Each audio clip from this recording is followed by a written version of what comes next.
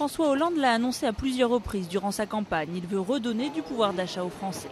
Parmi les premières mesures qu'il a avancées, bloquer le prix des carburants pendant 3 mois et donner un coup de pouce au SMIC dès juillet. Autre mesure annoncée dans l'immédiat, l'augmentation de l'allocation de rentrée scolaire de 25% pour septembre. Poste important du budget des ménages, le logement. Le nouveau chef de l'État veut encadrer par la loi le montant des loyers et créer pas moins de 2,5 millions de logements sur 5 ans.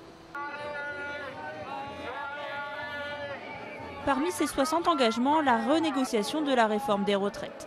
Dès juin, François Hollande promet un décret permettant aux personnes ayant commencé à travailler à 18 ans et cotisé 41 ans de pouvoir partir dès 60 ans à la retraite à taux plein.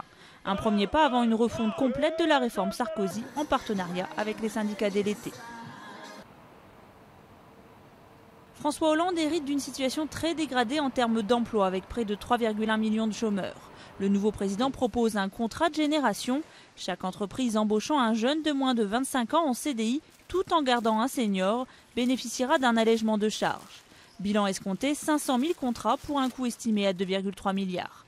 Un coût en partie supporté par la hausse de 0,1% des cotisations patronales et salariales. Toujours en direction de la jeunesse, il prévoit la création de 150 000 emplois d'avenir pour les jeunes des quartiers populaires.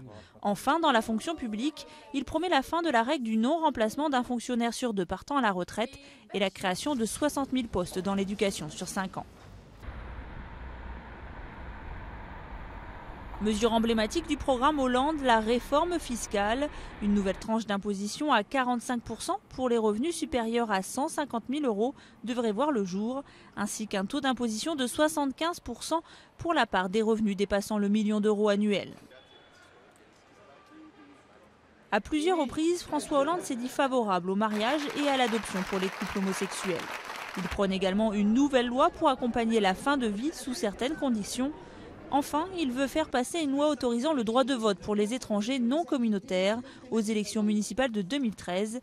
Mais cela nécessite une révision de la Constitution et donc l'obtention de la majorité des 3/5 du Parlement. Cela suppose donc que la gauche remporte les prochaines élections législatives de juin.